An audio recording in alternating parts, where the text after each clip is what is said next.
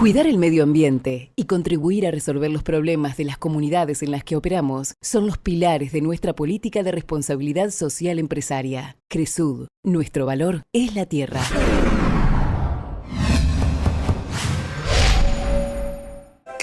Citroën. Queremos estar con vos. Proyectemos juntos.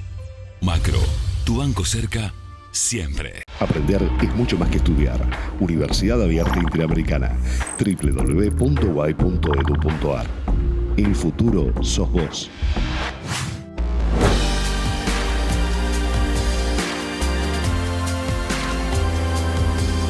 En Líderes, entrevistamos a Darío Lopérfido, ministro de Cultura de la Ciudad de Buenos Aires y director artístico del Teatro Colón. Tener un teatro de estas características en Buenos Aires es un privilegio enorme. ¿Qué acciones impulsa desde el Ministerio para democratizar la música, la ópera y la lírica?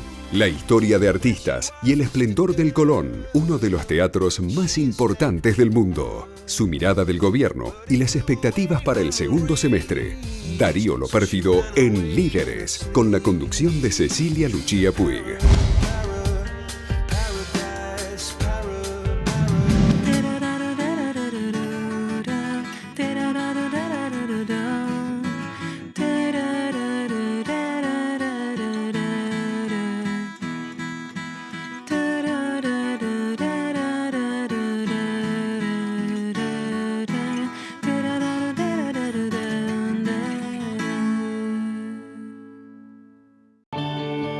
¿Qué harías con más tiempo? Empezó el tiempo de oportunidades del Banco Ciudad. Plazos más largos, sueños más grandes. Banco Ciudad te quiere ver crecer.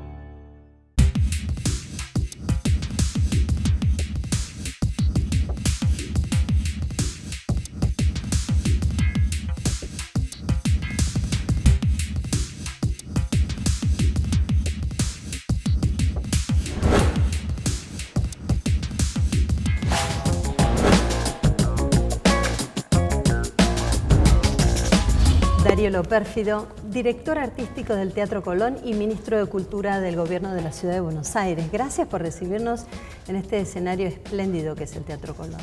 Gracias, un placer. Sí, la verdad que es otra cosa sentirse, estar aquí, ¿no? Uno se siente de otra manera, tiene algo este lugar fantástico. Uno de los teatros más extraordinarios que hay a nivel mundial. He escuchado que es uno de los 5 más importantes. Sí, yo la verdad que estoy permanentemente en los teatros y tener un teatro de estas características en Buenos Aires es un privilegio enorme porque es un teatro de una calidad acústica inusual, completamente inusual. De una arquitectura fantástica y además de un tamaño, porque esa es la diferencia, de un tamaño que los teatros no tienen.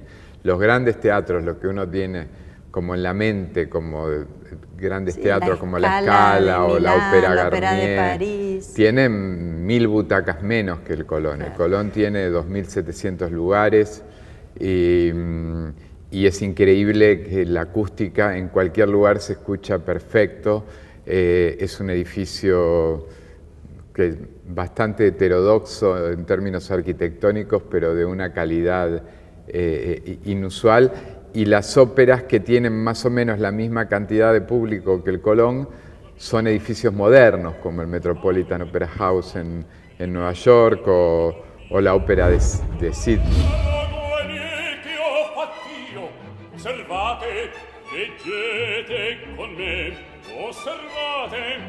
Vos no atribuís la lírica y la música clásica o el ballet a sectores más tradicionales, porque ese habitualmente es una de las críticas que realiza la oposición, ¿no? Que el planteo y el concepto general de un teatro tan exitoso y tan lujoso como el Colón es un teatro que no le da cabida y que no es inclusivo. No, el teatro es muy inclusivo. Nosotros, de hecho, ahora lanzamos un plan que se llama El Colón en Familia y que son funciones preparadas especialmente para chicos. Empezamos con una función del Quijote, de ballet, que se acorta porque la atención de los chicos es más corta, el ballet dura 3 horas, acá dura 1 hora 10, hay un actor que va contándoles la historia, y eso es un abono que va a tener El Niño de los Sortilegios de Ravel, una ópera, va a tener una ópera contemporánea que hizo un músico catalán sobre El gato con botas, va a tener conciertos explicados, y traemos, ese es un abono que se vende y viene la gente los fines de semana, y los días de semana, en total durante todo el año van a venir 28.000 chicos de escuelas primarias públicas gratis. El otro día vinieron a la función, eran chicos de la zona sur, de Villa Soldati, de Lugano, y yo tengo como concepto de vida la idea de que se iguala para arriba, no se iguala para abajo. ¿La cultura crees que es una forma de inclusión social? Sí, claramente, promoverla. Claramente, y por eso también lanzamos el otro día con Horacio Rodríguez Larreta y con Guadalupe Tagliaferri, la ministra de Desarrollo Humano, un plan en zonas desfavorecidas, lo llamamos de arte en barrios, con cursos, con llevar espectáculos, traerlos a ellos acá, en el barrio, lo lanzamos en el barrio Piedrabuena, pero abarca también la Villa 31, la Villa 1114, la Villa 20, el barrio Sildañez.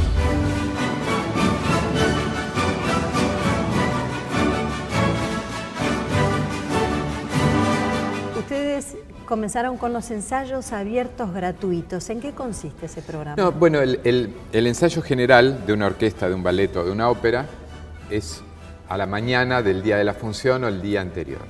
Esto también se hace en muchas ciudades y aquí no se hacía. El ensayo general ya es como la función. Lógico. Un ensayo general de la Filarmónica tocan igual que van a tocar a la noche, nada más que tocan de civil. Eso lo hacemos ahora en abierto, libre. ¿Cómo se inscribe la gente? Viene y retira la entrada 1 hora antes y entra y lo ve. Son a las 10 de la mañana y se llenan de gente. Y esa gente escucha el concierto que va a escuchar a la noche. ¿Hay algún requerimiento para participar? No. Solamente retirar la entrada por una cuestión de orden, pero es una entrada gratuita. Vos venís de un back radical. Sí. Fuiste muy joven ministro de Cultura del gobierno de la Rúa. Sí. ¿Por qué hiciste el excesivamente paso? joven. 35 años. Tenía 34, 35 años. Claro. ¿Qué capitalizaste de esa experiencia y por qué hiciste el paso a Cambiemos? Lo capitalicé mucho porque fue una época interesantísima, porque vos recordarás, De la Rúa fue el primer jefe de gobierno electo. O sea, se había modificado la Constitución en el 95 y era la primera vez que se votaba. Entonces, había que cambiar toda la estructura de la ciudad. La ciudad pasaba a ser una ciudad autónoma, se votaron los constituyentes, se hizo la constitución de la ciudad. Entonces, en ese momento a mí me tocó cambiar la gestión cultural, que era la gestión cultural de un municipio que dependía del presidente, a la gestión cultural de una ciudad autónoma. ¿Por qué cambié? Debo admitir que en este momento sigo teniendo mucho cariño y Cambiemos está integrado por los radicales, pero la figura de Mauricio Macri es como para mí la que me representa más en lo que yo pienso que tiene que ser la idea de progreso del país que tiene Mauricio, es la que a mí más me representa. ¿Cómo te llevas con Horacio Rodríguez Larreta y con Pablo Belluto, que es el ministro de Cultura de la Nación? Me llevo muy bien con los dos. Horacio, de hecho, fue quien me propuso para ser director de Colón antes de ser ministro y luego me nombró ministro. Me llevo muy bien, lo estimo mucho. Horacio es una persona que inspira mucho respeto porque trabaja todo el tiempo, porque escucha mucho y además porque es muy buen tipo. Y a Pablo, con Pablo me llevo muy bien, lo conozco de toda la vida, de muchos años, ¿no? Pertenecemos al sector cultural de siempre. Almorzamos semana por medio y charlamos sobre cómo va la cultura y cómo vertebramos cosas juntos. ¿Es importante, crees, articular las políticas del gobierno de la ciudad con las nacionales? Sí, es importante. Da beneficios inmediatos. O sea, lo que pasaba hasta el año pasado era que Más bien el gobierno nacional trabajaba en contra del gobierno de la ciudad. Entonces, ahora lo vimos, el ejemplo más tangible fue en el Bafisi.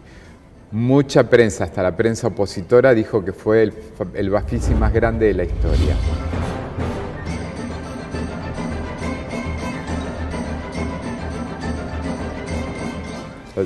Siempre se habla de una relación directa entre la promoción y el auge de la cultura y la situación económica. Sí. ¿Qué relación ves y qué expectativas tenés para el segundo semestre, teniendo en mente que la mayoría de los ministros generan esta expectativa? Bueno, esperemos al segundo semestre para ver cambios positivos. Yo no soy economista y no puedo precisar el semestre. No tengo ninguna duda de que este país va a ir para adelante, pero muchísimo, porque desde las expectativas políticas que ha generado el gobierno de Macri en el mundo son insólitas. Yo decía, no debe haber antecedentes que en 2 meses de gobierno vino el primer ministro de Italia, el premier francés, el presidente francés, y el presidente de los Estados Unidos. O sea, eso genera este gobierno. El circuito de que las inversiones empiecen ya se está dando, porque yo sé de muchos proyectos de inversión que ya hay. La inflación había que pararla y había que bajarla, y yo veo perspectivas muy buenas, muy buenas, pero buenísimas, porque además digamos, el populismo que causa mucho daño se está viendo lo que pasó, ¿no? Entonces fuimos los primeros, y que en democracia cambiamos ¿Crees que marca punta en América Latina del final de los gobiernos populistas hacia gobiernos? Fuimos nosotros, sí, claramente. Después de nosotros, ya la cosa en Brasil, cuando eran las manifestaciones contra Dilma, la gente iba en la calle con gobiernos, queremos un gobierno como el de Macri, o sea, recién pasaba y recién empezaba. En Bolivia, inmediatamente después de eso, la gente votó que no a la reelección indefinida. Lo de Venezuela ya es otro capítulo, lo de Venezuela es una catástrofe, ¿no? Como un país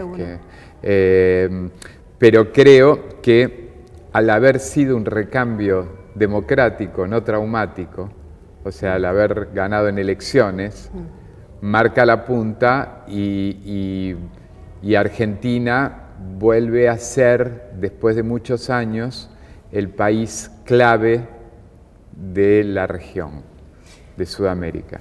Hoy la transparencia y la ética ocupan un lugar fundamental. Quisiera saber con qué presupuesto disponés para la administración del Teatro Colón y del ministerio que tenés, y con qué criterio lo asignás. Bueno, el presupuesto es un presupuesto que pasa a los 800 millones de pesos. Es un presupuesto importante, pero con un costo fijo muy alto. Este teatro tiene casi 300 millones, 200 y pico de millones, creo, pero tiene 1.300 empleados, es increíble, claro. Es una ciudad este teatro. Quisiera preguntarte, ¿cómo se desarrollan nuevos talentos? Porque este teatro ha visto bailar y ha visto cantar y hacer performance a figuras extraordinarias como Maximiliano Guerra, como Julio Boca, Paloma Herrera, mismo escuchar la dirección de un Barenboim, por ejemplo. Claro.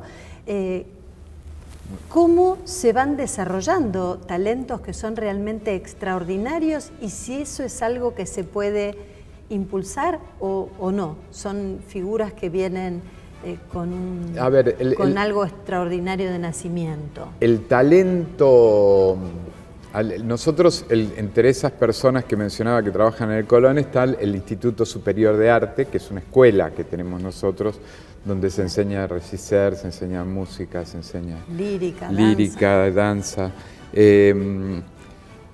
Yo creo que todas las actividades que van en torno a este teatro requieren de una formación muy dura. Todo lo que tiene que ver con la calidad de alto nivel es muy esforzado. Es muy, alto nivel de disciplina. Alto nivel de disciplina, alto nivel de... Un pianista normalmente, un pianista bueno normalmente, un día normal de su vida que no tiene concierto, toca 6 horas por día. O sea, es como requiere de eso.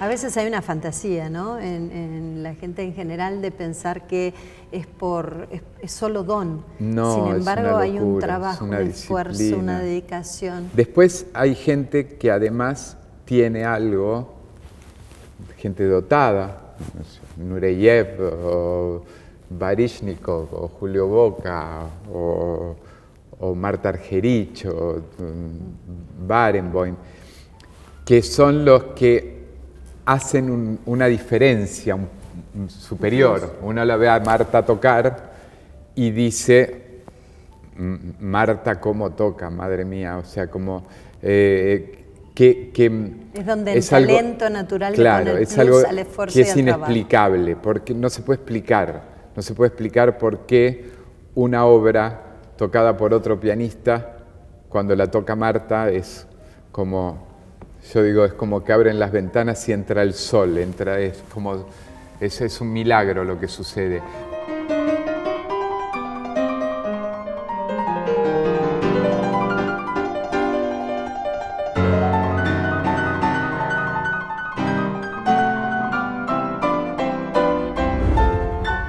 ¿Cuáles son los objetivos que te has propuesto como director del Teatro Colón y ministro de Cultura? Bueno, como decía, que por un lado parecen contrapuestos, pero no son contrapuestos. Por un lado, que el nivel de exigencia sea muy alto y el nivel de excelencia sea muy alto. Este teatro, esta temporada, tiene a Barenboim, a Marta Argerich, a Jonas Kaufmann, a Lang Lang, a Marcelo Álvarez, que viene a cantar Tosca. Viene una producción de Dio y de Eneas de la Staatsoper que dirigió Sasha Valls. O sea, los teatros de ópera tienen que tener... Esa es la programación permanente, ¿no? La programación porque permanente. Es anual, la de Colón anual. No es temporaria, es no, anual. Es anual.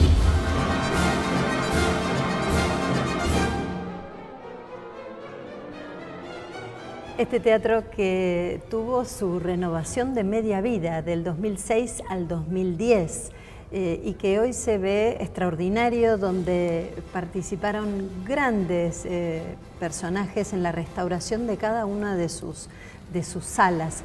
Contanos en qué consistió específicamente esa renovación y qué teatro tenemos hoy. La renovación fue integral, completamente integral, por eso tardó tanto tiempo.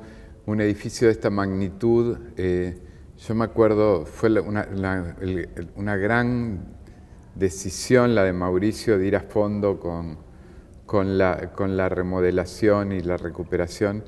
Yo me acuerdo que cuando entré por primera vez después del arreglo, decía, pero le cambiaron el color a algunas cosas.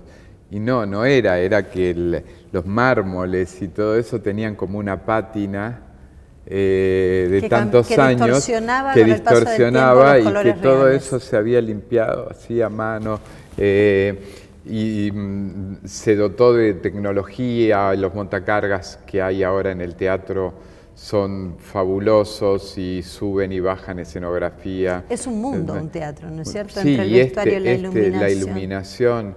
Mirá, un ejemplo puntual, pero de lo bueno de haber hecho eso en ese momento. Nosotros podemos transmitir a las funciones por streaming porque en ese momento se equipó el teatro de cámaras robotizadas. Vos sabés que las cámaras en un teatro de ópera tienen que estar escondidas y manejadas robotizadas porque no podés tener una cámara que esté en el escenario durante la ópera y todo eso. Bueno, si lo tenés que instalar después es problemático. Se instaló durante la obra. El teatro quedó todo para que pueda funcionar por un montón de años sin problema.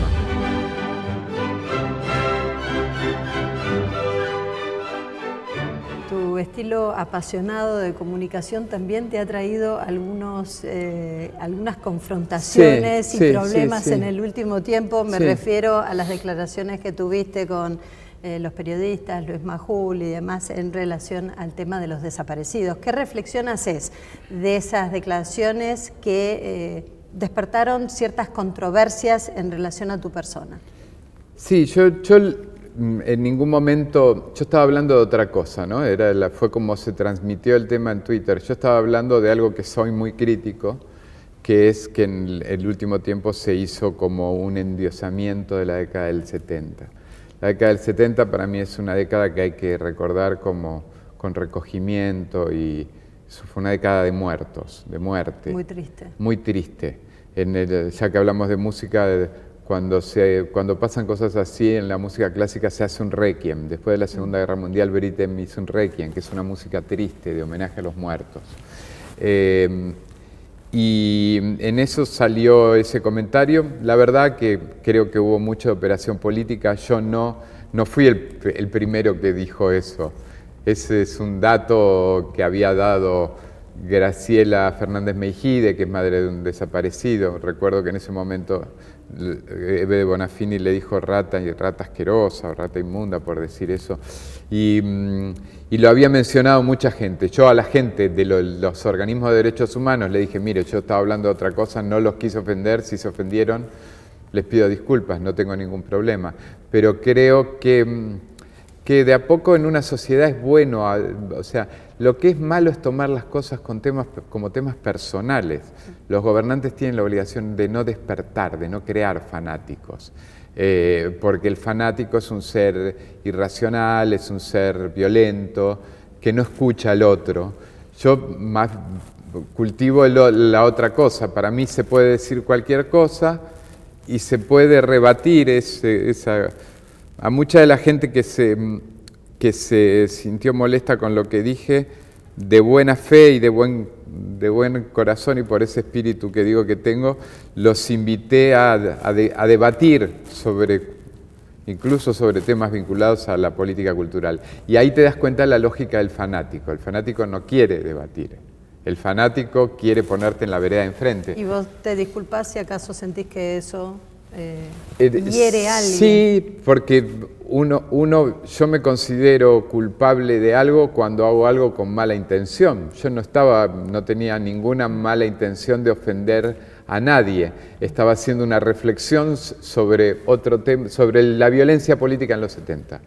Entonces digo, si en ese marco de esa reflexión, por un análisis que yo estaba haciendo y cómo llegó fragmentariamente por Twitter y esto, lastimé la sensibilidad de alguien, me disculpo, pero no era mi intención, no.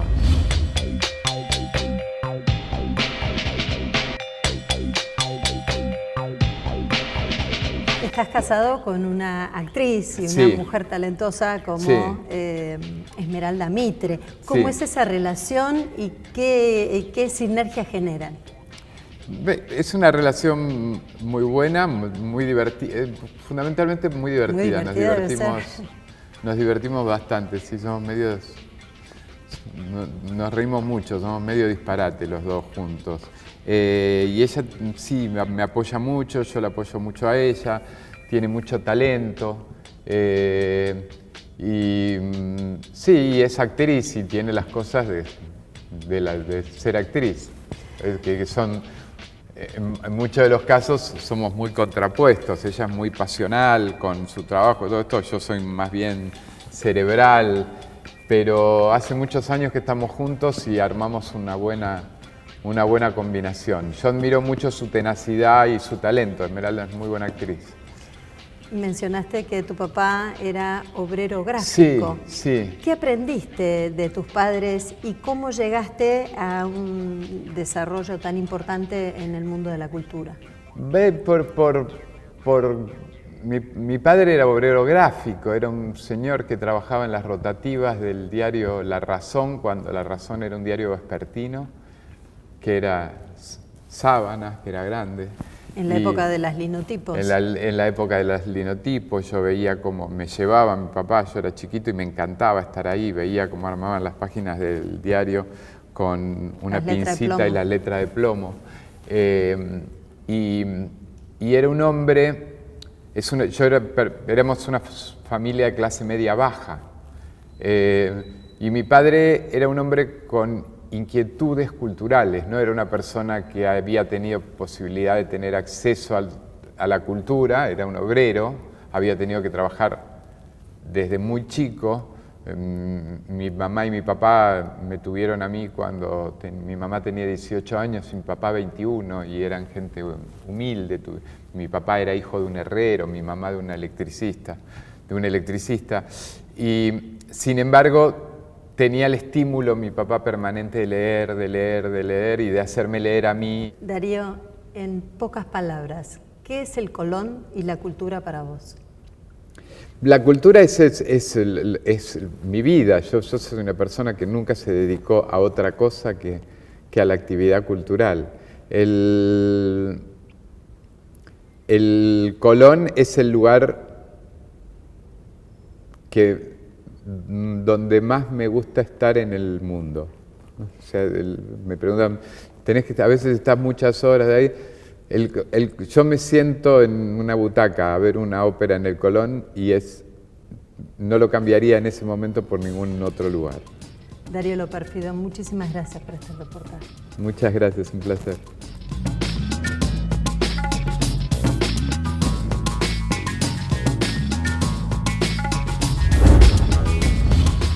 La cultura favorece el contacto entre las personas y puede acercarlas, promoviendo la comprensión.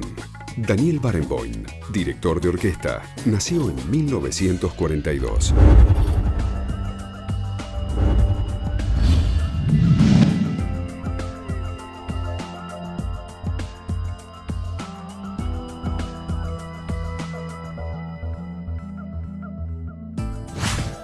Cuidar el medio ambiente y contribuir a resolver los problemas de las comunidades en las que operamos son los pilares de nuestra política de responsabilidad social empresaria. Cresud, nuestro valor es la tierra.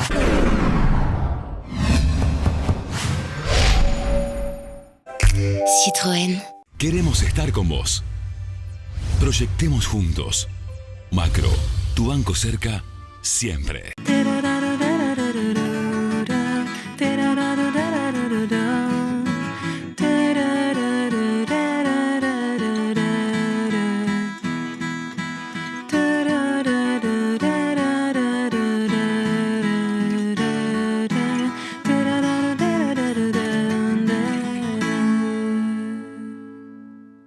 Aprender es mucho más que estudiar. Universidad Abierta Interamericana. www.uay.edu.ar. El futuro sos vos. ¿Qué harías con más tiempo? Empezó el tiempo de oportunidades del Banco Ciudad. Plazos más largos, sueños más grandes. Banco Ciudad te quiere ver crecer.